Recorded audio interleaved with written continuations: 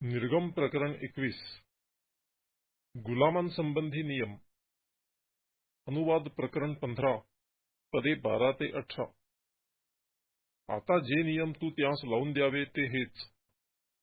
तू एखादा इब्री गुलाम विकत घेतला तर त्याने 6 वर्षे काम करावे आणि 7व्या वर्षी तू त्याच्याबद्दल काही न घेता त्यास मुक्त होऊन जाऊ द्यावे. तो सडा आला असेल तर त्याने सडेच जावे. तो बायको घेऊन आला असेल तर त्याच्या बायकोनेही त्याच्याबरोबर जावे. त्याच्या धन्याने त्याला बायको करून दिली असेल व तिला मुलगे व मुली झाल्या असतील तर ती व तिची मुले बाळे धन्याची, त्याने एकट्यानेच जावे. पण जर तो दास साफ म्हणू लागला की माझ्या धन्यावर व माझ्या बायको मुलांवर मी प्रेम करीतो, मी मुक्त होऊन जाणार नाही, तर त्याच्या धन्याने त्याला देवासमोर आणून दारापाशी किंवा दाराच्या चौकटीपाशी उभे करावे व अरीने त्याचा कान टोचावा, म्हणजे तो आयुष्यभर त्याची चाकरी करील. कोणी आपली मुलगी दासी म्हणून विकली तर तिने दासांप्रमाणे निघून जाता कामा नये. तिच्या धन्याने तिला आपली बायको करून घेण्याचे ठरविले आणि पुढे तिच्यावरून त्याची मर्जी उडाली तर त्याने खंड घेऊन तिला जाऊ द्यावे. त्याने तिला धोका दिल्यामुळे तिला परक्या लोकांना विकून टाकण्याचा त्याला अधिकार नाही. तिला आपल्या मुलासाठी ठेवून घ्यावयाचे असल्यास त्याने तिला मुलीप्रमाणे वागवावे. त्याने दुसरी बायको केली तरी हिला अन्न वस्त्र व वैवाहिक व्यवहार ह्यात काही कमी पडू देऊ नये.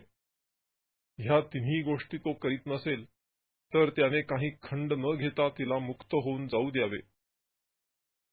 शारीरिक इजा करण्याच्या गुन्ह्यांसंबंधी नियम. कोणी एखाद्याला मारिले व त्यामुळे तो मेला तर त्याला अवश्य जीवे मारावे. एखाद्याला मारून टाकण्याच्या हेतूने कोणी टपून बसला नव्हता, पण देवाने त्याला त्याच्या हाती पडू दिले, तर त्याला पळून जाण्यासाठी मी तुला स्थान नेमून देतो. पण जर कोणी जाणून बुजून आपल्या शेजाऱ्यावर चालून गेला व कपटाने त्याचा घात केला, तर त्याचा वध करण्यासाठी माझ्या वेदीपासून देखील त्याला घेऊन जावे. कोणी आपल्या बापाला किंवा आईला मारहाण केली तर त्याला अवश्य जीवे मारावे. एखाद्या मनुष्याला चोरून नेऊन कोणी त्याला विकील किंवा चोरलेला त्याच्यापाशी सापडेल तर त्याला अवश्य जीवे मारावे. कोणी आपल्या बापाला किंवा आईला शिव्याशाप दिले तर त्याला अवश्य जीवे मारावे. माणसे भांडत असता एकाने दुसऱ्याला दगड मारिला किंवा ठोसा मारिला व त्यामुळे त्याला मृत्यू न येता केवळ अंथरूण धरावे लागले आणि तो उठून काठी घेऊन हिंडू फिरू लागला, तर मारणाऱ्याला सोडून द्यावे. मात्र तो घरी बसल्याबद्दल त्याचे झालेले नुकसान मारणाऱ्याने भरून द्यावे आणि त्याला पूर्ण बरे करवावे. कोणी आपल्या दासाला किंवा दासीला काठीने मारील आणि मारता मारता तो किंवा ती मरेल तर त्याला अवश्य शिक्षा व्हावी. पण तो 1-2 दिवस जगला तर धन्याला दंड करू नये, कारण तो त्याचेच धन होय. माणसे आपसात झुंबाझुंबी करीत असताना एखाद्या गर्भवती स्त्रीला मार लागून तिचा गर्भपात झाला, पण तिला दुसरी काही इजा पोहोचली नाही, तर त्या स्त्रीचा पती लादेल तो दंड त्याला करावा आणि न्यायाधीशांच्या ठरावाप्रमाणे त्याने तो भरावा. पण दुसरी काही इजा झाली तर जीवाबद्दल जीव, डोळ्याबद्दल डोळा, दाताबद्दल दात, हाताबद्दल हात, पायाबद्दल पाय, डागण्याबद्दल डागणे, जखमेबद्दल जखम, फटक्याबद्दल फटका असा बदला घ्यावा. जर कोणी प्रहार करून आपल्या दासाचा किंवा दासीचा डोळा फोडिला तर तो डोळा गेल्यामुळे त्याने त्याला दास्यमुक्त करावे. आणि जर कोणी प्रहार करून आपल्या दासाचा किंवा दासीचा दात पाडून टाकिला तर तो दात गेल्यामुळे त्याने त्याला दास्यमुक्त करावे. धन्यांच्या जबाबदारीविषयी नियम. एखाद्या बैलाने कोणा पुरुषाला किंवा स्त्रीला हुंदडून जीवे मारिले तर त्या बैलाला दगडमार करून अवश्य जीवे मारावे व त्याचे मांस कोणी खाऊ नये. बैलाच्या धन्याला मात्र सोडून द्यावे. तथापि त्या बैलाला आधीचीच हुंदडण्याची सवय असेल आणि त्याच्या धन्याला त्याबद्दल सूचना केली असूनही त्याने त्याला आवरले नाही आणि मग त्या बैलाने कोणा पुरुषाला किंवा स्त्रीला मारून टाकिले तर त्याला दगडमार करावा आणि त्याच्या धन्यालाही जिवे मारावे.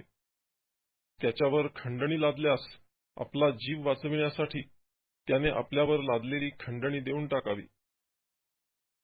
बैलाने मुलाला किंवा मुलीला हुंदडून मारिले तरीही त्या बाबतीत हाच न्याय लागू करावा.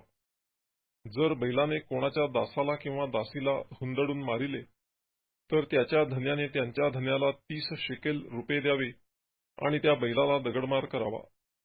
एखाद्या मनुष्याने बुजलेला खड्डा उकरिला किंवा नवा खड्डा खणिला आणि त्याच्यावर झाकण न ठेविल्यामुळे त्यात कोणाचा बैल किंवा गाढव पडून मेला तर खड्ड्याच्या मालकाने झालेले नुकसान भरून द्यावे. जनावराच्या धन्याला त्याचे मोल द्यावे आणि मेलेले जनावर खड्ड्याच्या मालकाचे व्हावे. एखाद्याच्या बैलाने दुसऱ्याच्या बैलाला दुखापत करून मारून टाकिले तर जिवंत राहिलेला बैल विकून त्याचा पैसा दोघा मालकांनी सारखा वाटून घ्यावा. मेलेला बैलही त्यांनी वाटून घ्यावा. पण बैलाला आधीचीच हुंदडण्याची सवय आहे हे ठाऊक असूनही धन्याने त्याला आवरले नाही तर त्याने बैलाबद्दल बैल द्यावा आणि मेलेला बैल त्याचा व्हावा. निर्गम प्रकरण 22. परतफेडीविषयी नियम. एखाद्या मनुष्याने बैल किंवा मेंढरू चोरून ते कापिले किंवा विकून टाकिले तर त्याने बैलाबद्दल 5 बैल आणि मेंढराबद्दल 4 मेंढरे द्यावी. चोर घर फोडीत असता सापडला व ठार मरेपर्यंत त्याला मार बसला तर त्याच्या खुनाचा दोष कोणावर यावयाचा नाही. पण तो चोरी करीत असता सूर्योदय झाला तर मारणाऱ्यावर खुनाचा दोष येईल. चोराने नुकसान अवश्य भरून द्यावे. तो कंगाल असला तर चोरीच्या भरपाईसाठी त्याची विक्री करावी. चोरलेला बैल, गाढव, मेंढरू वगैरे चोराच्या हाती जिवंत सापडले तर त्याने एकेकाबद्दल 2-2 द्यावी. कोणी दुसऱ्याचे शेत अथवा द्राक्षमळा खावविला म्हणजे आपले जनावर मोकळे सोडिले आणि त्याने दुसऱ्याचे शेत खाल्ले तर आपल्या शेतातील आणि आपल्या द्राक्षमळ्यातील उत्तमोत्तम उपज देऊन त्याचे नुकसान त्याने भरून द्यावे. आग भडकून काटेकुटे पेटले आणि त्यामुळे धान्याच्या सुड्या, उभे पीक अथवा शेत जळून गेले तर ज्याने आग पेटवली असेल त्याने नुकसान भरून दिलेच पाहिजे. कोणी शेजाऱ्यापाशी पैसा किंवा काही माल ठेवावयाला दिला आणि त्याच्या घरातून तो चोरीस गेला तर चोर सापडल्यास त्याच्या दुप्पट बदला चोराने द्यावा. पण चोर सापडला नाही तर घरधन्याला देवासमोर घेऊन जावे म्हणजे त्याने आपल्या शेजाऱ्याच्या मालमत्तेला स्वतः हात लाविला किंवा नाही ह्याचा निर्णय होईल.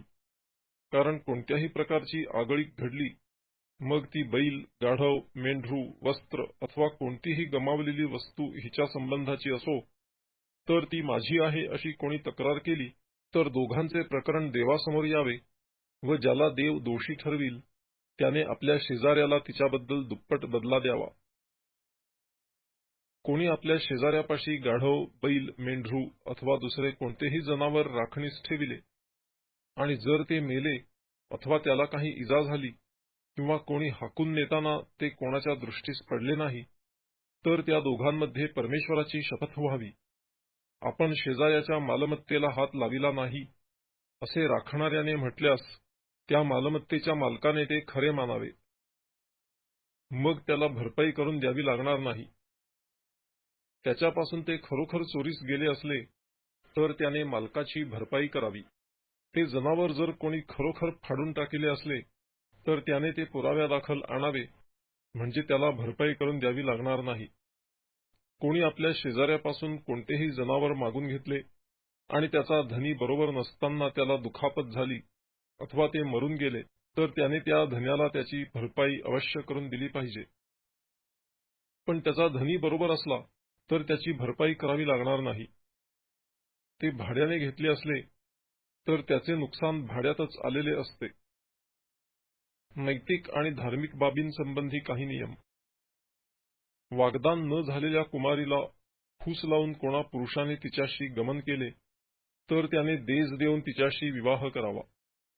पण तिचा बाप त्याला ती द्यावयाला मुळीच राजी नसला तर कुमारीबद्दल देज देण्याच्या वहिवाटीप्रमाणे त्या पुरुषाने पैसा तोलून द्यावा. चेटकिणीला जिवंत ठेवू नये. पशुगमन करणाऱ्याला अवश्य जीवे मारावे. परमेश्वराशिवाय दुसऱ्या दैवतांना बली अर्पण करणाऱ्याचा अगदी संहार करावा. उपऱ्याला छळू नको किंवा त्याच्यावर जुलूम करू नको, कारण मिसरी देशात तुम्हीही उपरी होता. कोणा विधवेला किंवा पोरक्याला गांजू नका. तुम्ही त्यांना कोणत्याही प्रकारे गांजिले आणि त्यांनी माझ्याकडे गाऱ्हाणे केले, तर मी त्यांचे गाऱ्हाणे अवश्य ऐकेन आणि माझा राग भडकून मी तलवारीने तुमचा वध करीन आणि तुमच्या स्त्रिया विधवा होतील व तुमची बालके पोरकी होतील. तुझ्याजवळ राहणाऱ्या माझ्या लोकांपैकी कोणा कंगालाला तू पैसे उसने दिले, तर तू त्याच्याशी सावकाराप्रमाणे वागू नको व त्याच्यापासून व्याज घेऊ नको. तू आपल्या शेजाऱ्याचे पांघरुण गहाण ठेवून घेतले, तर सूर्य मावळण्यापूर्वी त्याचे त्याला परत दे, कारण त्याच्याजवळ ते एकच पांघरुण असून त्याचे अंग झाकावयाला तेवढेच असणार. ते घेतले तर तो काय पांघरून निजेल. त्याने माझ्याकडे गाऱ्हाणे केले तर मी त्याचे ऐकेन, कारण मी करुणामय आहे. तू देवाला दूषण लावू नको व आपल्या राज्यकर्त्याला शिव्याशाप देऊ नको. आपल्या शेताचा उपज व आपल्या फळांचे रस मला अर्पण करण्याची हयगय करू नको. तुझ्या मुलांपैकी प्रथम जन्मलेला मला द्यावा. तसेच बैल व मेंढरे ह्यांचेही प्रथम वत्स मला द्यावे. 7 दिवसपर्यंत त्या वत्साने आपल्या आईबरोबर असावे. 8व्या दिवशी तू तो मला द्यावा. तुम्ही माझे पवित्र लोक आहात, म्हणून रानात फाडून टाकलेल्या पशुचे मांस तुम्ही खाऊ नये, ते कुत्र्यांना घालावे. निर्गम प्रकरण 23. न्याय आणि न्यायबुद्धी.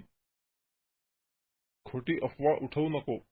दुष्टाच्या हातात हात घालून अन्यायी साक्षी होऊ नको. दुष्कर्म करण्यास प्रवृत्त होणाऱ्या बहुजन समाजास अनुसरू नको आणि बहुजन समाजास अनुसरून एखाद्या मुकदम्यात विपरीत न्याय व्हावयासाठी साक्ष देऊ नको. दावा गरीबाचा आहे एवढ्यावरूनच त्याचा पक्ष घेऊ नको. आपल्या शत्रूचा बैल अथवा गाढव मोकाट फिरताना तुला दिसला, तर त्याला अवश्य वळवून त्याच्याकडे पोचता कर. तुझा द्वेष करणाऱ्याचा गाढव बोजाच्या भाराखाली दबलेला तुला दिसला, तर त्याला उठविण्याचे त्या एकट्यावर टाकून जावेसे वाटले तरी जाऊ नको, तर त्याला सहाय्य करून त्याची अवश्य सुटका कर. तुझ्या लोकांपैकी जो कंगाल असेल, त्याच्या मुकदम्याचा निवाडा विपरीत करू नको. खोट्या मुकदम्यापासून दूर राहा. निरपराधी व नीतिमान यांचा वध करू नको, कारण दुष्टाला मी नीतिमान ठरविणार नाही. लाच घेऊ नको, कारण लाच डोळसांना आंधळे करीते आणि नीतिमानांच्या म्हणण्याचा विपर्यास करीते. उपऱ्यावर जुलूम करू नको, कारण त्याच्या मनोभावनेची तुम्हाला जाणीव आहे, कारण मिस्र देशात तुम्हीही उपरी होता. 7वे वर्ष आणि शब्बात.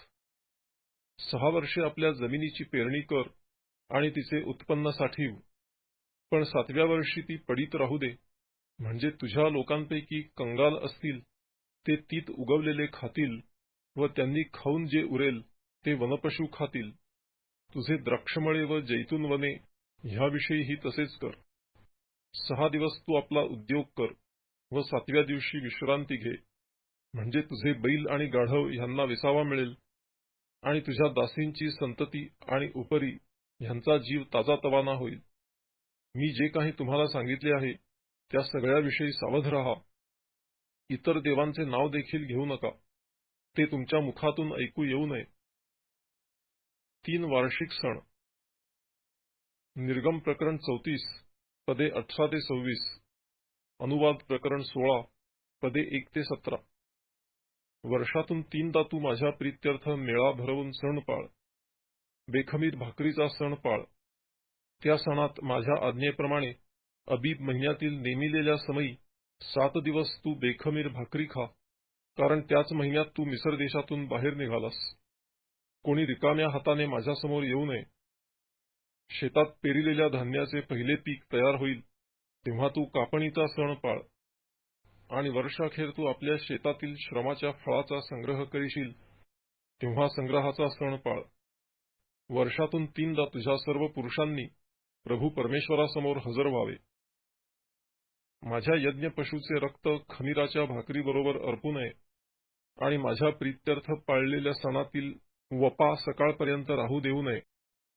आपल्या जमिनीच्या प्रथम उत्पन्नातील सर्वोत्तम भाग आपला देव परमेश्वर ह्याच्या मंदिरात आणावा. करडू त्याच्या आईच्या दुधात शिजवू नये. इस्रायल लोकांना मार्ग दाखवणारा देवाचा दूत. पहा, वाटेने तुला सांभाळण्याकरिता आणि मी तयार केलेल्या स्थानात तुला पोचवण्याकरिता मी एक दूत तुझ्यापुढे पाठवित आहे. त्याच्यासमोर सावधगिरीने रहा आणि त्याचे म्हणणे ऐक. त्याची अवज्ञा करू नको, कारण तो तुमचा अपराध माफ करणार नाही, कारण त्याच्या ठायी माझे नाव आहे. तथापि तू त्याचे म्हणणे लक्षपूर्वक ऐकशील व मी सांगतो ते सगळे करीशील, तर मी तुझ्या शत्रूंचा शत्रू होईन आणि तुझ्या विरोध्यांचा विरोधी होईन. जेव्हा माझा दूत तुझ्यापुढे चालून अमोरी, हित्ती, परिज्जी, कनानी, हिव्वी व यबुसी ह्या लोकांकडे तुला नेईल आणि मी त्यांचा संहार करीन, तेव्हा त्यांच्या देवांना तू नमन करू नये, त्यांची सेवा करू नये आणि त्यांच्यासारखी कर्मे करू नये, तर त्यांना अगदी जमीनदोस्त करावे आणि त्यांच्या स्तंभांचे तुकडे तुकडे करावे. तू आपला देव परमेश्वर ह्याची सेवा करावी, म्हणजे तो तुझ्या अन्नपाण्यास बरकत देईल. मी तुझ्यामधून रोगराई दूर करीन. तुझ्या देशात कोणाचा गर्भपात होणार नाही आणि कोणी वांझ असणार नाही, आणि मी तुला भरपूर आयुष्य देईन. ज्या ज्या लोकांच्या विरुद्ध तू जाशील त्यांना मी आधीच दहशत घालून त्यांची फसगत करीन आणि तुझ्या सर्व शत्रूंना तुला पाठ दाखवावयास लावीन. मी तुझ्यापुढे गांधील माशा पाठवीन. त्या हिव्वी, कनानी आणि हित्ती ह्यांना तुझ्यापुढून पळावयास लावतील. मी त्यांना एका वर्षातच घालवून देईन असे नाही. तसे केले तर देश उजाड होईल आणि वनपशु फार होऊन तुला उपद्रव देतील. तुझी संख्या वाढून तू देशाचा ताबा घेशील, तोपर्यंत मी हळूहळू तुझ्यापुढून त्यांना घालवून देईन. तांबड्या समुद्रापासून ते पलिष्ट्यांच्या समुद्रापर्यंत आणि रानापासून ते फरात नदीपर्यंत मी तुझ्या देशाची सरहद्द करीन. मी त्या देशातील रहिवाशांना तुझ्या काबूत आणीन व तू त्यांना आपल्या पुढून हाकून देशील. तू त्यांच्याशी किंवा त्यांच्या देवांशी काही करार करू नको. ते तुझ्या देशात राहता कामा नये. राहिले तर ते तुला माझ्या विरुद्ध पाप करावयाला लावितील, कारण तू त्यांच्या देवांची सेवा करीशील व ते तुला खात्रीने पाशासारखे होतील. निर्गम प्रकरण 24. परमेश्वराने केलेल्या कराराची पुनःस्थापना. मग तो मोशेला म्हणाला, तू, अहरोन, नादाब, अबिहू आणि इस्रायलांच्या वडिलांपैकी 70 जण असे मिळून परमेश्वराकडे वर चढून येऊन त्याला दुरून नमन करा. एकट्या मोशेने मात्र परमेश्वरासमीपी यावे. बाकीच्यांनी जवळ येऊ नये आणि इतर लोकांनी तर त्याच्याबरोबर चढून वर येऊही नये. मग मोशेने जाऊन परमेश्वराची सर्व वचने आणि सर्व नियम लोकांना सांगितले. तेव्हा सर्व लोक एका आवाजात म्हणाले की जी वचने परमेश्वराने सांगितली त्या सगळ्याप्रमाणे आम्ही करू. मोशेने परमेश्वराची सर्व वचने लिहून काढली आणि अगदी पहाटेस उठून पर्वताच्या पायथ्याशी एक वेदी बांधिली आणि इस्रायलाच्या 12 वंशांप्रमाणे 12 स्तंभ उभारिले. त्याने इस्रायल लोकांपैकी काही तरुणांना पाठविले आणि त्यांनी परमेश्वराला होमबली आणि बैलांची शांत्यर्पणे अर्पण केली. मोशेने अर्धे रक्त घेऊन कटोऱ्यात ठेविले आणि अर्धे वेदीवर टाकिले. मग त्याने कराराचे पुस्तक घेऊन लोकांना वाचून दाखविले. ते ऐकून ते म्हणाले, जे काही परमेश्वराने सांगितले आहे ते सर्व आम्ही करू आणि त्याच्या आज्ञेत राहू. नंतर मोशेने रक्त घेऊन लोकांवर टाकिले आणि म्हटले, पहा, परमेश्वराने ह्या सर्व वचनांप्रमाणे तुम्हाशी जो करार केला आहे त्याचे हे रक्त होय. मग मोशे, अहरोन, नादाब, अबिहू आणि इस्रायलांच्या वडिलांपैकी 70 जण वर चढून गेले. त्यांनी इस्रायलाच्या देवाला पाहिले. त्याच्या पायाखाली इंद्रनील मण्यांच्या चबुतऱ्यासारखे काही होते आणि ते अगदी आकाशासारखे स्वच्छ होते. पण इस्रायल लोकांच्या सरदारांवर त्याने हात उगारला नाही. त्यांना देवाचे दर्शन झाले आणि त्यांनी खाणेपिणे केले. सिनाय पर्वतावर मोशे. मग परमेश्वर मोशेला म्हणाला, पर्वत चढून माझ्याकडे ये व येथे राहा. मी तुला दगडी पाट्या आणि लोकांच्या शिक्षणाकरिता मी लिहिलेले नियम व आज्ञा देतो. तेव्हा मोशे व त्याचा सेवक यहोशुवा हे उठले आणि मोशे देवाच्या पर्वतावर गेला. मोशे वडिलास म्हणाला, आम्ही तुमच्याकडे परत येईपर्यंत तुम्ही येथेच आमची वाट पाहत राहा. पहा, हरोन व हूर हे तुमच्याबरोबर आहेत. कोणाचे काही प्रकरण असले तर ते त्याने त्यांच्याकडे न्यावे. मोशे पर्वतावर गेल्यावर मेघाने पर्वत झाकून टाकिला.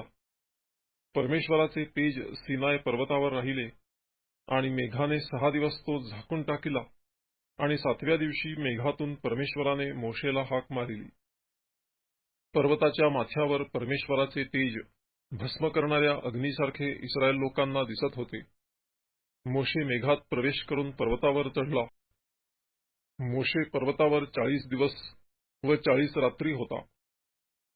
निर्गम प्रकरण 25. इस्रायल लोकांनी आणावयाचे दान. निर्गम प्रकरण 35 पदे 4 ते 9. परमेश्वर मोशेला म्हणाला, इस्रायल लोकांना असे सांग की त्यांनी माझ्यासाठी अर्पण आणावे. ज्या कोणाची मनापासून अर्पण करण्याची इच्छा असेल त्या प्रत्येकापासून माझ्यासाठी अर्पण स्वीकारावे. ज्या वस्तूंची अर्पणे त्यांच्यापासून स्वीकारावयाची त्या ह्या: सोने, चांदी, पितळ, निळ्या, जांभळ्या आणि किरमिजी रंगाचे सूत व तलम सणाचे कापड, बकऱ्याचे केस, लाल रंगविलेली मेंढ्यांची कातडी, तहशाची कातडी, बाभळीचे लाकूड, दिव्यासाठी तेल, अभिषेकाच्या तेलासाठी आणि सुगंधी धुपासाठी मसाले, एफोद व उरपट ह्यात खचण्यासाठी गोमेदमणी आणि इतर रत्ने.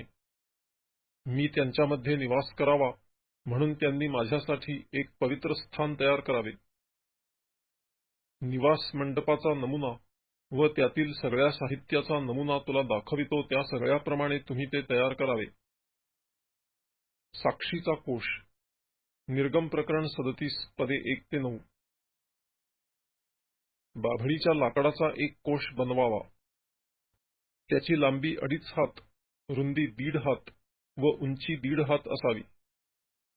तो आतून बाहेरून शुद्ध सोन्याने मढवावा आणि कोशावर सभोवती सोन्याचा कंगोरा करावा आणि त्याच्या 4ही पायांना लावण्यासाठी सोन्याच्या 4 कड्या ओतून एका बाजूला 2 व दुसऱ्या बाजूला 2 अशा लावाव्या आणि बाभळीच्या लाकडाचे दांडे करून तेही सोन्याने मढवावे. तो कोश उचलण्यासाठी हे दांडे त्याच्या दोहो बाजूंच्या कड्यात घालावे. हे दांडे कोशाच्या कड्यातच राहावे, त्यातून ते काढू नयेत. आणि जो साक्षपट मी तुला देईन तोही त्या कोशात ठेवावा. आणि शुद्ध सोन्याचे एक दयासन बनवावे. त्याची लांबी 2.5 हात व रुंदी 1.5 हात असावी. आणि सोन्याचे 2 करूब दयासनाच्या दोन्ही टोकांसाठी कर. ते घडीव कामाचे असावे. एक करूब एका टोकासाठी व दुसरा करूब दुसऱ्या टोकासाठी बनवावा. हे करूब दयासनाशी अखंड ठेवून दोन्ही टोकास बनवावे. त्या करूबांचे पंख असे पसरलेले असावे की त्यांनी ते दयासन झाकले जावे आणि त्यांची तोंडे समोरासमोर असून त्यांची दृष्टी दयासनाकडे लागलेली असावी. दयासन कोशावर लावावे आणि जो साक्षपट मी तुला देईन तो त्या कोशात ठेवावा. तेथे तुला मी भेटत जाईन आणि इस्रायल लोकांसाठी ज्या काही गोष्टी संबंधाने मी तुला आज्ञा देणार आहे त्या सर्वांविषयी मी दयासनावरून त्या साक्षपटाच्या कोशावरील दोन्ही करूबांमधून तुझ्याशी बोलत जाईन. समक्षतेच्या भाकरींसाठी मेज. निर्गम प्रकरण 37 पदे 10 ते 16. तसेच बाभळीच्या लाकडाचे एक मेज बनीव. त्याची लांबी 2 हात, रुंदी 1 हात व उंची 1.5 हात असावी. ते शुद्ध सोन्याने मढवून त्याच्या सभोवती सोन्याचा कंगोरा करावा आणि त्याच्यासाठी 4 बोटे रुंदीची एक पाळ करून तिच्या सभोवती सोन्याचा कंगोरा करावा. सोन्याच्या 4 कड्या करून त्याच्या 4ही पायांवरल्या 4 कोपऱ्यांना त्या लावाव्या. ह्या कड्या पाळीच्या लगत असाव्या. मेज उचलण्यासाठी त्यात दांडे घालावे. मेज उचलण्याचे हे दांडे बाभळीच्या लाकडाचे करून सोन्याने मढवावे आणि त्यावरची तबके, धूपपात्रे, सुरया आणि पेयार्पणे ओतण्याकरिता वाट्या बनीव ही शुद्ध सोन्याची बनवावी आणि मेजावर माझ्यापुढे समक्षतेची भाकर नित्य ठेवावी. सोन्याचा दीपवृक्ष. निर्गम प्रकरण 37 पदे 17 ते 24. आणि शुद्ध सोन्याचा एक दीपवृक्ष तू बनवावा. हा दीपवृक्ष घडीव कामाचा असावा. त्याची बैठक, त्याचा दांडा, त्याच्या वाट्या, त्याची बोंडे व त्याची फुले ही सर्व एकाच अखंड तुकड्याची असावी. ह्या दीपवृक्षाला 6 शाखा असाव्या. त्याच्या एका बाजूला 3 शाखा व दुसऱ्या बाजूला 3 शाखा असाव्या. प्रत्येक शाखेला बदामाच्या फुलांसारख्या 3-3 वाट्या बोंडान फुलांसह असाव्या आणि दुसऱ्या बाजूच्या त्याच्या जोडीच्या प्रत्येक शाखेलाही बदामाच्या फुलांसारख्या 3-3 वाट्या बोंडान फुलांसह असाव्या. दीपवृक्षामधून निघालेल्या 6 शाखांची रचना अशीच असावी. आणि दीपवृक्षाच्या दांड्याला बदामाच्या फुलांसारख्या बोंडा फुलांसह 4 वाट्या असाव्या. आणि दीपवृक्षामधून निघणाऱ्या 6 शाखांपैकी 2-2 शाखा आणि त्यांच्या खाली असलेले एक बोंड ही एकाच अखंड तुकड्याची असावी. त्याची बोंडे व त्याच्या शाखा ही सर्व एकाच अखंड तुकड्याची असावी. तो सबंध दीपवृक्ष शुद्ध सोन्याचा एकच घडीव तुकडा असावा आणि त्याच्यासाठी 7 दिवे करून दीपवृक्षाच्या पुढल्या बाजूला त्यांचा प्रकाश पडेल अशा रीतीने त्याच्यावर ठेवावे. त्याचे चिमटे आणि त्याच्या ताटल्या ही सर्व शुद्ध सोन्याची असावी. ह्या सर्व उपकरणांसहित हा दीपवृक्ष एक किक्कार शुद्ध सोन्याचा करावा आणि पर्वतावर तुला दाखविलेल्या नमुन्याप्रमाणे ह्या सर्व वस्तू बनविण्याकडे तू लक्ष दे. निर्गम प्रकरण 26. निवास मंडप. निर्गम प्रकरण 36 पदे 8 ते 38. निवास मंडप 10 पडद्यांचा कर. ते कातलेल्या तलमसणाच्या कापडाचे आणि निळ्या, जांभळ्या व किरमिजी रंगाच्या सुताचे तयार करावे व त्यावर कुशल कारागिराकडून करूब काढवावे. एकेका पडद्याची लांबी 28 हात आणि रुंदी 4 हात असावी. ते सर्व पडदे एकाच मापाचे असावे. त्यातले 5 पडदे एकमेकांस जोडलेले असावे व दुसरे 5 पडदे एकमेकांस जोडलेले असावे. जेथे एक पडदा दुसऱ्याशी जोडला जाईल तेथे किनारीवर निळ्या सुताची बिरडी कर. तसेच दुसऱ्या पडद्यावरील किनारीवरही तशीच बिरडी कर. एका पडद्याला 50 बिरडी कर आणि दुसऱ्या पडद्याच्या किनारीला 50 बिरडी कर. ही बिरडी समोरासमोर असावी. तसेच सोन्याचे 50 आकडे बनवावे आणि ह्या आकड्यांनी पडदे एकमेकांस अशा प्रकारे जोडावे की सर्व मिळून निवास मंडप अखंड होईल. निवास मंडपावरच्या तंबूसाठी बकऱ्याच्या केसाचे पडदे करावे. हे पडदे 11 असावे. एकेका पडद्याची लांबी 30 हात व रुंदी 4 हात असावी. हे 11 पडदे एकाच मापाचे असावे. 5 पडदे एकत्र जोडावे आणि 6 पडदे एकत्र जोडावे. 6वा पडदा तंबूच्या पुढल्या बाजूला दुमडावा. अशा रीतीने जोडून केलेल्या एका कनातीच्या बाहेरील शेवटच्या पडद्याच्या किनारीवर 50 बिरडी करावी.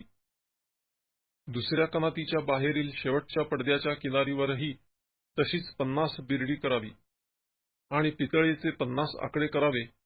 ते बिरड्यात घालून तंबू असा जोडावा की तो अखंड होईल. तंबूच्या पडद्यांचा लोंबत राहिलेला भाग म्हणजे उरलेला अर्धा पडदा निवास मंडपाच्या मागल्या बाजूला लोंबता सोडावा आणि तंबूचे पडदे लांबीकडून हातभर ह्या बाजूला व हातभर त्या बाजूला असे निवास मंडप झाकण्यासाठी त्याच्या दोहो बाजूंना लोंबते ठेवावे. तंबूसाठी तांबडा रंग दिलेल्या मेंढ्याच्या कातड्याचे एक आच्छादन आणि त्याच्यावर तहशाच्या कातड्याचे एक आच्छादन करावे. मग निवास मंडपासाठी बाभळीच्या लाकडाच्या उभ्या फळ्या कराव्या. प्रत्येक फळीची लांबी 10 हात व रुंदी 1.5 हात असावी. एक फळी दुसरीशी जोडण्यासाठी तिला 2-2 कुसे असावी. निवास मंडपाच्या सर्व फळ्या अशाच कराव्या. निवास मंडपासाठी ज्या फळ्या तू करीशील त्यापैकी 20 फळ्या दक्षिण बाजूसाठी असाव्या. ह्या 20 फळ्यांच्या खाली लावण्यासाठी चांदीच्या 40 उथळ्या बनवाव्या, म्हणजे एकेका फळीच्या खाली कुसांसाठी 2-2 उथळ्या असतील. तसेच निवास मंडपाच्या दुसऱ्या म्हणजे उत्तर बाजूसाठी 20 फळ्या कराव्या. त्यांच्यासाठी चांदीच्या 40 उथळ्या बनवाव्या, म्हणजे एकेका फळीच्या खाली 2-2 उथळ्या असतील. निवास मंडपाच्या मागील म्हणजे पश्चिम बाजूसाठी 6 फळ्या कराव्या आणि मागच्या बाजूला निवास मंडपाच्या कोपऱ्यांसाठी 2 फळ्या कराव्या. ह्या 2 फळ्या खालच्या बाजूस सुट्या ठेवून वरच्या भागी एकेका कडीने जोडाव्या. कोपऱ्याच्या दोन्ही फळ्या अशाच असाव्या. दोन्ही कोपऱ्यांसाठी अशा फळ्या असाव्या. 8 फळ्या व त्यांना चांदीच्या 16 उथळ्या असाव्या, म्हणजेच एकेका फळीच्या खाली 2-2 उथळ्या असाव्या. बाभळीच्या लाकडाचे अडसर तयार करावे. निवास मंडपाच्या एका बाजूच्या फळ्यासाठी 5 आणि दुसऱ्या बाजूच्या फळ्यांसाठी 5 आणि त्याच्या पश्चिमेला म्हणजे मागच्या बाजूसाठी 5 अडसर बनवावे. मधला अडसर एका टोकापासून दुसऱ्या टोकापर्यंत पोहोचेल असा असावा. त्या फळ्या सोन्याने मढवाव्या आणि अडसर लावण्याच्या कड्या सोन्याच्या बनवाव्या आणि अडसरही सोन्याने मढवावे. मी तुला पर्वतावर दाखविलेल्या नमुन्याप्रमाणे निवास मंडप उभारावा. तसेच निळ्या, जांभळ्या आणि किरमिजी रंगाच्या सुताचा व कातलेल्या तलम स्तनाच्या कापडाचा एक अंतरपट बनवावा व त्यावर कुशल कारागिराकडून करूब काढवावे. हा पट सोन्याने मढविलेल्या बाभळीच्या लाकडाच्या 4 खांबांवर लटकवावा. त्याच्या आकड्या सोन्याच्या असाव्या व ते खांब चांदीच्या 4 उथळ्यात उभे करावे.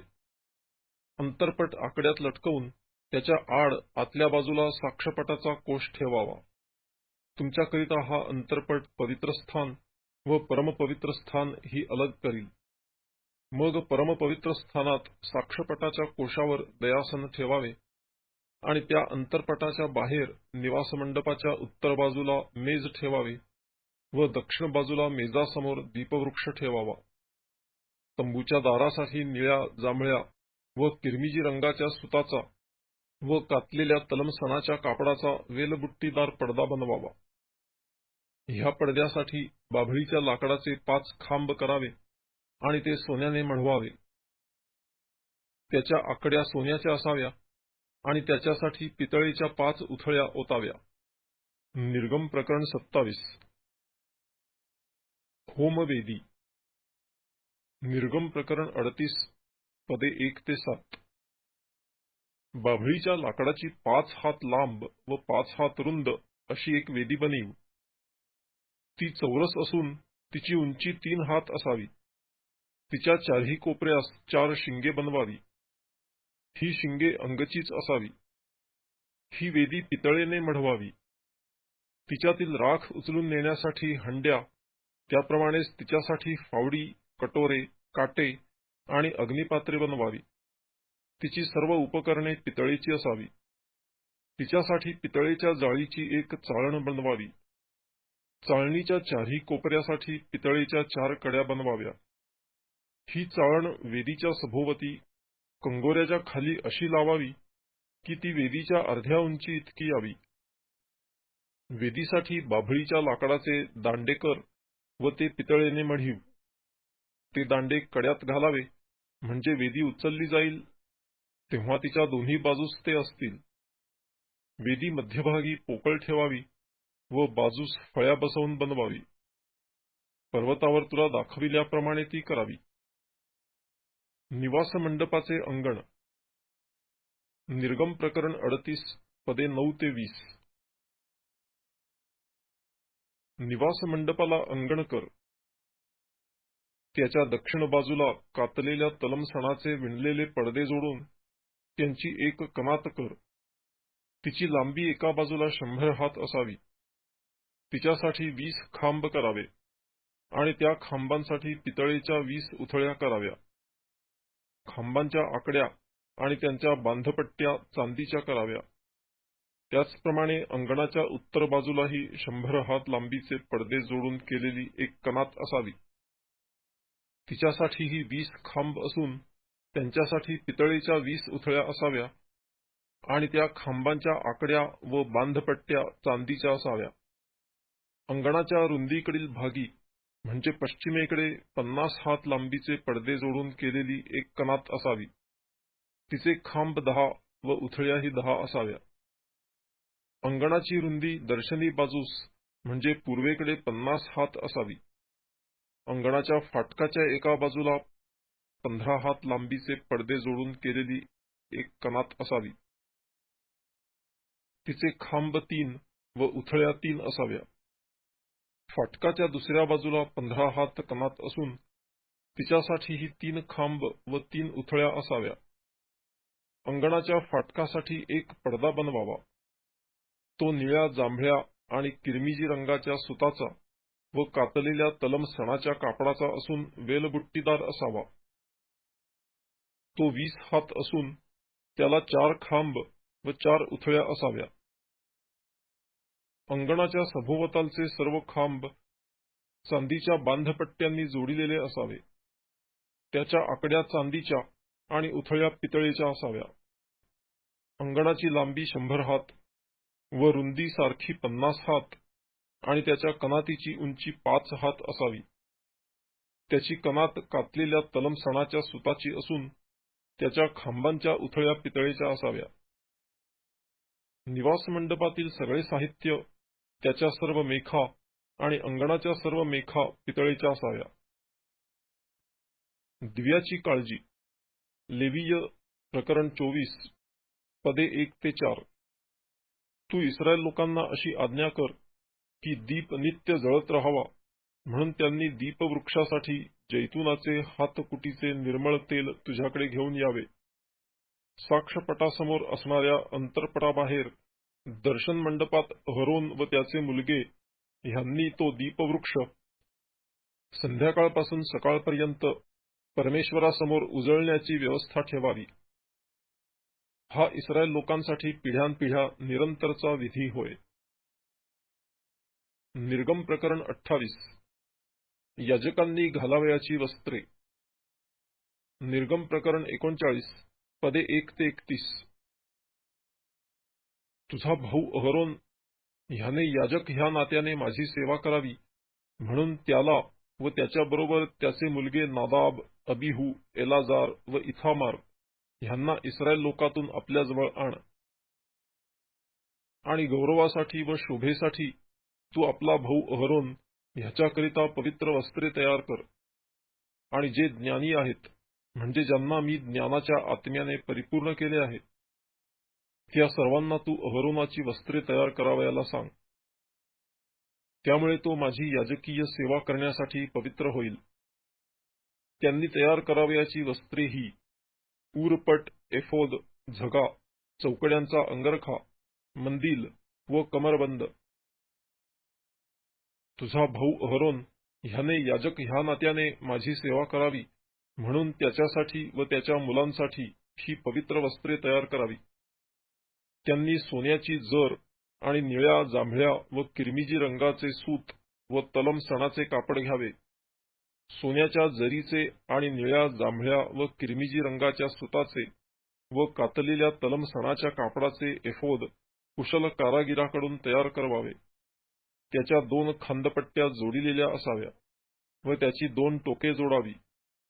एफोद बांधण्यासाठी त्याच्यावर कुशलतेने विणलेली पट्टी असते, तिची बनावट त्याच्यासारखीच असून ती अखंड असावी.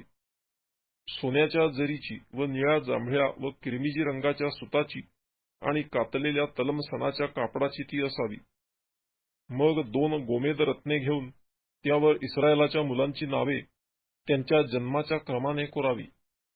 त्यांच्या नावांपैकी 6 नावे एका रत्नावर व बाकीची 6 नावे दुसऱ्या रत्नावर कोरावी. रत्नावर कोरीव काम करणाऱ्याच्या कसबाने मुद्रा कोरिली जाते, त्याप्रमाणे त्या दोन्ही रत्नांवर इस्रायलाच्या मुलांची नावे कोरावी आणि ती सोन्याच्या जाळीदार कोंदणात बसवावी.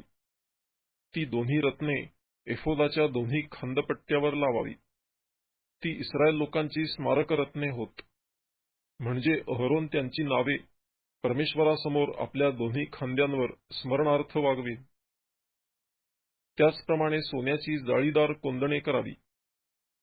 पीळ घातलेल्या दोरीसारख्या 2 साखळ्या शुद्ध सोन्याच्या कराव्या आणि त्या पीळ घातलेल्या साखळ्या त्या कोंदणात बसवाव्या. न्यायाचा उरपटही कुशल कारागिराकडून तयार करावा. तो एफोदाप्रमाणे करावा. तो सोन्याच्या जरीचा व निळ्या, जांभळ्या व किरमिजी रंगाच्या सुताचा व कातलेल्या तलमसणाच्या कापडाचा करावा. तो चौरस व दुहेरी असावा आणि त्याची लांबी व रुंदी 1 वीत असावी. त्यात रत्ने खचावी. त्यात रत्नांच्या 4 रांगा असाव्या. पहिल्या रांगेत लाल, पुष्कराज व माणिक, दुसऱ्या रांगेत पाचू, इंद्रनीलमणी व हिरा, तिसऱ्या रांगेत तृणमणी, सूर्यकांत व पद्मराग आणि चौथ्या रांगेत लसणा, गोमेद व यास्फे. ही सर्व रत्ने सोन्याच्या कोंदणात खचावी. इस्रायलाच्या मुलांच्या नावांच्या संख्येएवढी ही रत्ने असावी. त्यांच्या संख्येइतकी 12 नावे असावी. मुद्रा जशी कोरितात तसे 12 वंशांपैकी एकेकाचे नाव एकेका रत्नावर कोरावे. दोरीसारखा पीळ घातलेल्या शुद्ध सोन्याच्या साखळ्या उरपटावर लावाव्या. उरपटावर सोन्याच्या 2 कड्या कराव्या. त्या दोन्ही कड्या उरपटाच्या दोन्ही टोकास लावाव्या. उरपटाच्या टोकास लाविलेल्या ह्या 2 कड्यात पीळ घातलेल्या सोन्याच्या साखळ्या घालाव्या. पीळ घातलेल्या दोन्ही साखळ्यांची दुसरी टोके दोन्ही कोंदणात खचून त्या एफोदाच्या दोन्ही खांदपट्ट्यांवर पुढल्या भागी लावाव्या. सोन्याच्या आणखी 2 कड्या करून त्या उरपटाच्या दोन्ही टोकास म्हणजे एफोदाच्या आतल्या बाजूला असलेल्या कोरीवर लावाव्या आणि सोन्याच्या आणखी 2 कड्या करून त्या एफोदाच्या दोन्ही खांदपट्ट्यास खालच्या बाजूला त्याच्या समोर त्याच्या सांध्याजवळ कुशलतेने विणिलेल्या पट्टीवर लावाव्या. त्या उरपटाच्या कड्या एफोदाच्या कड्यांना निळ्या फितीने बांधाव्या. ह्याप्रमाणे तो कुशलतेने विणिलेल्या एफोदाच्या पट्टीवर राहील आणि उरपट एफोदावरून सरकावयाचा नाही. अहरोन पवित्र स्थानी प्रवेश करील तेव्हा तो न्यायाच्या उरपटावर म्हणजे आपल्या हृदयावर इस्रायलाच्या मुलांची नावे धारण करील व त्यायोगे परमेश्वरासमोर त्यांचे स्मरण नित्य राहील. तू न्यायाच्या उरपटात उरीम व थुम्मीम ठेव. अहरोन परमेश्वरासमोर येईल तेव्हा ते त्याच्या हृदयावर असावे. ह्या प्रकारे अहरोनाने इस्रायल लोकांचा न्याय आपल्या हृदयावर परमेश्वरासमोर नित्य वागवावा. एफोदाबरोबर घालावयाचा झगा संपूर्ण निळ्या रंगाचा करावा. त्याच्या मध्यभागी डोके घालण्यासाठी एक भोक असावे आणि त्याच्या सभोवती चिलखताच्या भोकाला असतो तसा विणिलेला गोट असावा, म्हणजे झगा फाटावयाचा नाही. त्याच्या खालच्या घेरात सभोवती निळ्या, जांभळ्या व किरमिजी रंगाच्या सुताची डाळिंबे काढावी आणि त्यांच्या दरम्यान सभोवती सोन्याची घुंगरे लावावी. म्हणजे एक सोन्याचे घुंगरू व एक डाळिंब, पुन्हा एक सोन्याचे घुंगरू व एक डाळिंब, अशी झग्याच्या खालच्या घेरात सभोवती असावी. सेवा करतेवेळी तो झगा अहरोनाने घालावा.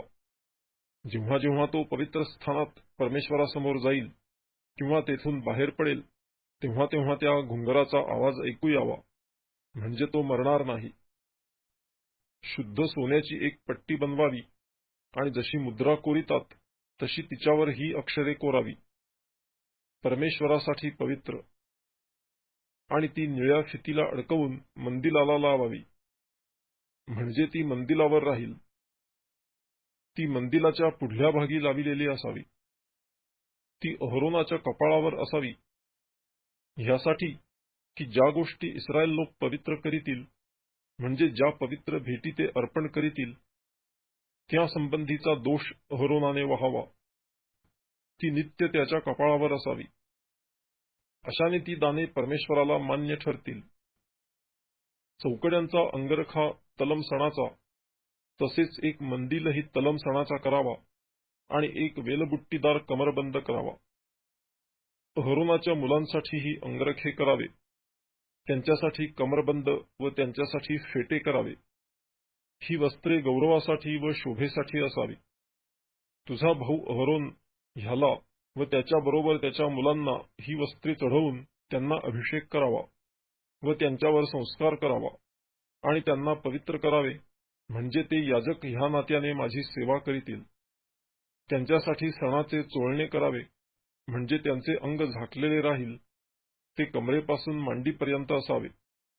आणि अहरोन अथवा त्याचे मुलगे दर्शन मंडपात प्रवेश करीतील व पवित्र स्थानात सेवा करण्यासाठी वेदीपाशी जातील, तेव्हा त्यांनी हे चोळणे घातलेले असावे, नाहीतर त्यांना दोष लागून ते मरतील.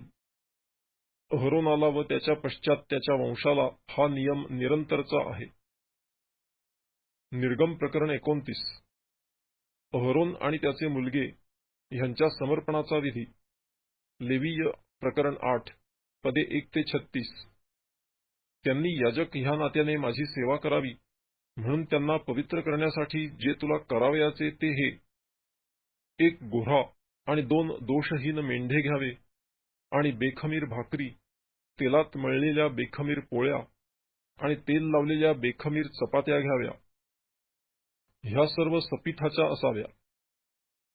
ह्या सर्व एका टोपलीत घाल आणि तो गोऱ्हा व ते 2 मेंढे ह्यांच्या सहित ती टोपली घेऊन ये. मग अहरोन व त्याचे मुलगे ह्यांना दर्शन मंडपाच्या दारासमोर घेऊन ये व त्यांना अंघोळ घाल. आणि ती वस्त्रे घेऊन अहरोनाला त्याचा अंगरखा व एफोदाचा झगा घाल. त्याला एफोद व उरपट बांध आणि एफोदाचा बुट्टीदार पट्टा त्याच्या कमरेला बांध. त्याच्या डोक्यात मंदिल घाल आणि मंदिलावर पवित्र मुकुट ठेव. नंतर अभिषेकाचे तेल त्याच्या डोक्यावर ओतून त्याला अभिषेक कर. मग त्याच्या मुलांना जवळ बोलावून त्यांना अंगरखे घाल आणि अहरोनाला व त्याच्या मुलांना कमरबंद बांध व त्यांच्या डोक्यांना फेटे बांध. ह्या प्रकारे ह्या निरंतरच्या विधीने त्यांना याजकपद प्राप्त व्हावे. ह्या प्रकारे अहरोन व त्याचे मुलगे ह्यांच्यावर संस्कार करावा. तो गोऱ्हा दर्शन मंडपासमोर आणावा आणि अहरोन व त्याचे मुलगे ह्यांनी आपले हात त्याच्या डोक्यावर ठेवावे. मग परमेश्वरासमोर दर्शन मंडपाच्या दारापाशी तो गोऱ्हा वधावा. गोऱ्ह्याचे काही रक्त घेऊन तू आपल्या बोटाने ते वेदीच्या शिंगास लावावे व बाकीचे सगळे रक्त वेदीच्या पायथ्याशी ओतावे. त्याच्या अंतड्यावर असलेली सगळी चरबी, काळजावरील पडदा, दोन्ही गुर्दे व त्यांच्यावरील चरबी ही सर्व घेऊन त्यांचा वेदीवर होम करावा. पण गोऱ्ह्याचे मांस, कातडे व शेण ही छावणी बाहेर नेऊन आगीत जाळून टाकावी. हा पापार्पणाचा बली होय. मग 1 मेंढा घ्यावा आणि अहरोन व त्याचे मुलगे ह्यांनी आपले हात त्याच्या डोक्यावर ठेवावे आणि तो मेंढा वधावा व त्याचे रक्त वेदीच्या सभोवती टाकावे. मग तो मेंढा कापून त्याचे तुकडे करावे आणि त्याची अंतडी व पाय धुवून ती त्याचे तुकडे व डोके ह्यांच्याबरोबर ठेवावी. त्यानंतर वेदीवर सबंध मेंढ्याचा होम करावा. हे परमेश्वरा प्रीत्यर्थ होमार्पण होय. हे परमेश्वरा प्रीत्यर्थ सुवासिक हव्य होय. नंतर दुसरा मेंढा घेऊन त्याच्या डोक्यावर अहरोन व त्याचे मुलगे ह्यांनी आपले हात ठेवावे. मग तो मेंढा वधावा आणि त्याचे काही रक्त घेऊन अहरोनाच्या उजव्या कानाच्या शेंड्याला व त्याच्या मुलांच्या उजव्या कानाच्या शेंड्याला आणि त्यांच्या उजव्या हाताच्या व उजव्या पायाच्या अंगठ्यांना लावावे आणि बाकीचे वेदीवर सभोवती टाकावे. वेदीवरील रक्त आणि अभिषेकाचे तेल ह्यातले काही घेऊन अहरोनावर व त्याच्या वस्त्रांवर, तसेच त्याच्याबरोबर त्याच्या मुलांवर व त्यांच्या वस्त्रांवरही शिंपडावे. अशाने तो व त्याची वस्त्रे आणि त्याच्याबरोबर त्याचे मुलगे व त्यांची वस्त्रे पवित्र होतील. तो मेंढा संस्काराचा आहे म्हणून त्याची चरबी, त्याचे चरबीदार शेपूट, त्याच्या अंतड्यावरील चरबी व काळजावरील पडदा, दोन्ही गुर्दे व त्यांच्यावरील चरबी आणि उजवी मांडी ही घे. त्याचप्रमाणे परमेश्वरासमोर ठेविलेल्या बेखमीर भाकरींच्या टोपलीतून 1 भाकर, तेलात मळलेल्या सपीठाची 1 पोळी आणि 1 चपाती घे. आणि हे सर्व अहरोनाच्या व त्याच्या मुलांच्या हातांवर ठेव आणि हे ओवाळणीचे अर्पण म्हणून परमेश्वरासमोर ओवाळ. मग त्या वस्तू त्यांच्या हातून घेऊन ते परमेश्वरासमोर सुवासिक मधुर सुगंध म्हणून वेदीवरील होमार्पणावर त्यांचा होम करावा. ते परमेश्वराला अर्पिलेले हव्य होय. मग हरोनाच्या संस्कारासाठी वधिलेल्या मेंढ्यांचे ऊर घेऊन ओवाळणीचे अर्पण म्हणून ते परमेश्वरासमोर ओवाळ. तो तुझा हिस्सा आहे. आणि हरोन व त्याचे मुलगे ह्यांच्या संस्कारासाठी वधिलेल्या मेंढ्यांचे ओवाळलेले ऊर आणि समर्पिलेली मांडी ही तू पवित्र करावी. इस्रायल लोकांकडून मिळणारा हरोनाचा व त्याच्या मुलांचा हा निरंतराचा हक्क आहे, कारण हे समर्पित केलेले दान आहे. हे इस्रायलांकडून त्यांच्या शांती यज्ञांपैकी परमेश्वराप्रित्यर्थ समर्पित केलेले दान होय. अहरोनाची पवित्र वस्त्रे त्याच्या पश्चात त्याच्या मुलांसाठी असावी, म्हणजे ह्या वस्त्रांनिशी त्यांचा अभिषेक होऊन त्यांच्यावर संस्कार व्हावा. त्या मुलांपैकी जो त्याच्या जागी याजक होईल त्याने पवित्र स्थानात सेवा करण्यासाठी दर्शन मंडपात जाताना ही वस्त्रे 7 दिवस घालावी. संस्कारासाठी वधिलेला मेंढा घेऊन त्याचे मांस एखाद्या पवित्र जागी शिजीव. मग अहरोन व त्याचे मुलगे ह्यांनी त्या मेंढ्यांचे मांस आणि टोपलीतील भाकर दर्शन मंडपाच्या दारापाशी खावी. त्यांचा संस्कार व पवित्रीकरण ह्यासाठी ज्या पदार्थांनी प्रायश्चित्त झाले ते पदार्थ त्यांनी खावे, पण कोणा परक्याने ते खाऊ नयेत, कारण ते पदार्थ पवित्र आहेत. समर्पण केलेल्या मांसातले किंवा भाकरीतले काही सकाळपर्यंत उरले तर ते अग्नीत जाळून टाकावे. ते खाऊ नये, कारण ते पवित्र आहे. मी तुला आज्ञा केली आहे त्या सर्व गोष्टींप्रमाणे अहरोन व त्याचे मुलगे ह्यांचे कर. 7 दिवसांपर्यंत त्यांच्यावर संस्कार कर.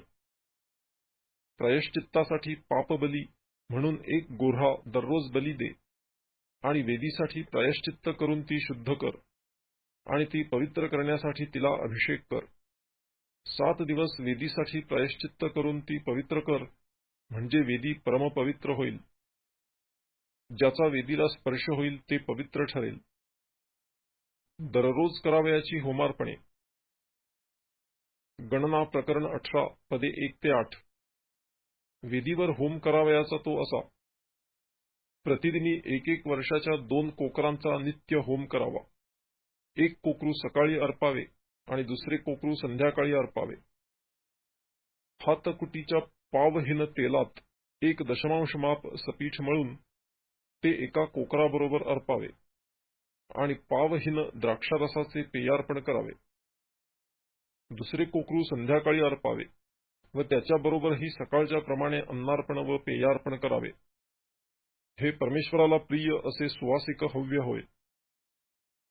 दर्शन मंडपाच्या दारापाशी परमेश्वरासमोर तुम्ही पिढ्यानपिढ्या असेच होमार्पण नित्य अर्पावे. ह्या स्थळी तुझ्याशी बोलण्यासाठी मी तुम्हाला भेटेन. ह्या स्थळी मी इस्रायल लोकांना भेट देईन आणि माझ्या तेजाने मंडप पवित्र होईल. दर्शन मंडप व वेदी मी पवित्र करीन आणि अहरोन व त्याचे मुलगे ह्यांनी याजक ह्या नात्याने माझी सेवा करावी म्हणून त्यांनाही मी पवित्र करीन. आणि मी इस्रायल लोकांमध्ये राहीन आणि त्यांचा देव होईन. त्यांच्यामध्ये राहण्यासाठी ज्याने त्यांना मिस्र देशातून बाहेर काढिले तो मी परमेश्वर त्यांचा देव आहे असे त्यांना कळेल. मी त्यांचा देव परमेश्वर आहे. निर्गम प्रकरण 30. धूपवेदी. निर्गम प्रकरण 37 पदे 25 ते 28. धूप जाळण्यासाठी एक वेदी कर. ती बाभळीच्या लाकडाची असावी.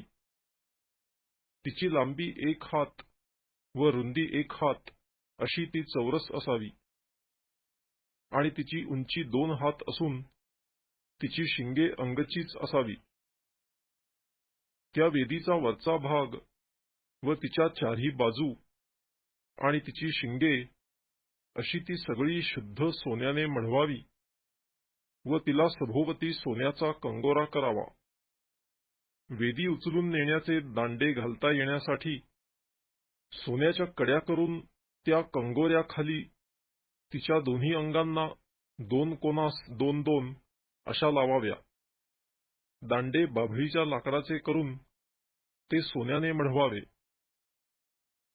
साक्षपटाच्या कोशापाशी असलेल्या अंतरपटासमोर, अर्थात साक्षपटावरील ज्या दयासनी मी तुला भेट देत जाईन त्यासमोर ही वेदी ठेवावी. ह्या वेदीवर अहरोनाने सुगंधी द्रव्ययुक्त धूप जाळावा. रोज सकाळी तो तेलवात करील तेव्हा हा धूप त्याने जाळावा. तसाच संध्याकाळी तो दिवे लावील तेव्हा त्याने धूप जाळावा. हा धूप तुम्ही पिढ्यानपिढ्या नित्य जाळीत जावा. तिच्यावर निराळा धूप, होमार्पण, अन्नार्पण अथवा कोणत्याही प्रकारचे पेयार्पण अर्पावयाचे नाही. अहरोनाने वर्षातून एकदा तिच्या शिंगांसाठी प्रायश्चित्त करावे. पिढ्यानपिढ्या वर्षातून एकदा प्रायश्चित्तासाठी अर्पिलेल्या पापार्पणाच्या रक्ताने तिच्यासाठी त्याने प्रायश्चित्त करावे. ही वेदी परमेश्वराप्रीत्यर्थ परमपवित्र होय. जीवाच्या खंडणीसाठी द्यावयाचा पैसा. मग परमेश्वर मोशेला म्हणाला, तू इस्रायल लोकांची खानेसुमारी करशील तेव्हा गणनेसमयी आपणावर काही मरी येऊ नये म्हणून त्यातल्या प्रत्येकाने त्यावेळी आपल्या जीवाबद्दल परमेश्वराला खंड द्यावा. जितक्या लोकांची मोजदाद होईल तितक्यांनी पवित्र स्थानातील शेकेलाच्या चलनाप्रमाणे अर्धा शेकेल द्यावा. शेकेल म्हणजे 20 गेरे. हा अर्धा शेकेल परमेश्वराप्रीत्यर्थ केलेले समर्पण होय. 20 वर्षांच्या व त्याहून अधिक वयाच्या लोकांमध्ये ज्यांची गणना होईल त्यातील प्रत्येकाने परमेश्वराप्रीत्यर्थ हे समर्पण करावे. तुम्ही आपल्या जीवाबद्दल प्रायश्चित्त म्हणून परमेश्वराप्रीत्यर्थ हे समर्पण कराल तेव्हा श्रीमंताने अर्ध्या शेकेलाहून अधिक देऊ नये आणि गरीबाने त्याहून कमी देऊ नये. इस्रायल लोकांपासून प्रायश्चित्ताचा पैसा घेऊन दर्शन मंडपातील सेवेला लावावा. हा पैसा इस्रायल लोकांच्या जीवाबद्दल प्रायश्चित्त दिल्याचे स्मारक म्हणून त्यांच्या प्रीत्यर्थ परमेश्वरासमोर राहील. गंगाळ. मग परमेश्वर मोशेला म्हणाला, धुण्यासाठी तू पितळेचे एक गंगाळ बनवावे. त्याला पितळेची बैठक करावी. ते दर्शन मंडप आणि वेदी ह्यांच्या दरम्यान ठेवून त्यात पाणी भरावे. त्यात अहरोन व त्याचे मुलगे ह्यांनी आपले हातपाय धुवावेत. दर्शन मंडपात जातेवेळी आणि वेदीपाशी सेवा करण्यासाठी म्हणजे परमेश्वराप्रीत्यर्थ हव्य जाळण्यासाठी जातेवेळी त्यांनी आपले हातपाय पाण्याने धुवावे, नाहीतर ते मरतील. अहरोन व त्याचे वंशज ह्यांच्यासाठी हा पिढ्यानपिढ्या निरंतरचा विधी व्हावा. अभिषेकाचे तेल आणि धूपद्रव्य.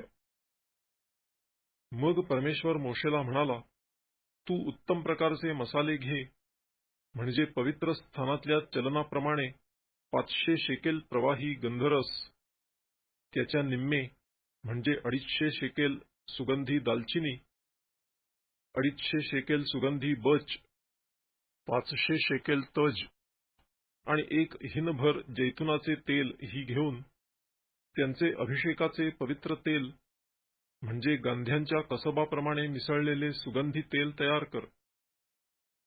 हे अभिषेकाचे पवित्र तेल होय. या तेलाने दर्शनमंडप व साक्षीकोश, मेज व त्यावरील सर्व सामान, दीपवृक्ष व त्याची उपकरणे, धूपवेदी, होमवेदी व तिचे सर्व सामान व बैठकीसह गंगाळ ह्यांना अभिषेक करावा. त्यांना पवित्र करावे म्हणजे ती परमपवित्र ठरतील. ज्याचा स्पर्श त्यांना होईल ते पवित्र होईल. आणि याजक ह्या नात्याने माझी सेवा करण्यासाठी अहरोन व त्याचे मुलगे ह्यांना अभिषेक करून पवित्र कर. इस्रायल लोकांना सांग की पिढ्यानपिढ्या तुम्हाला माझ्या प्रीत्यर्थ हेच पवित्र अभिषेकाचे तेल असणार. हे तेल कोणाही व्यक्तीच्या अंगाला लावावयाचे नाही व ह्या प्रकारचे मिश्रण कोणी करावयाचे नाही.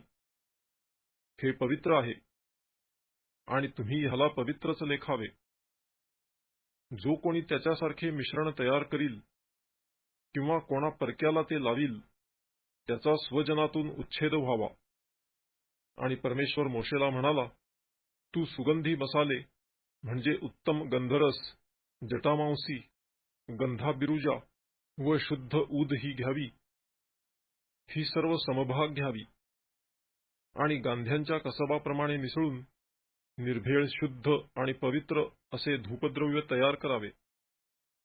त्यातले काही कुटून त्याचे चूर्ण करावे आणि ते थोडेसे घेऊन दर्शन मंडपातील ज्या कोशापुढे मी तुला दर्शन देत जाईन त्यात ठेवावे. ते तुम्ही परमपवित्र लेखावे. जे धूपद्रव्य तू तयार करीशील त्यासारखे मिश्रण तुम्ही आपल्या स्वतःसाठी तयार करू नये. हे परमेश्वरा प्रीत्यर्थ तुम्ही पवित्र लेखावे. कोणी वास घेण्याकरिता असले काही तयार करील तर त्याचा स्वजनातून उच्छेद व्हावा.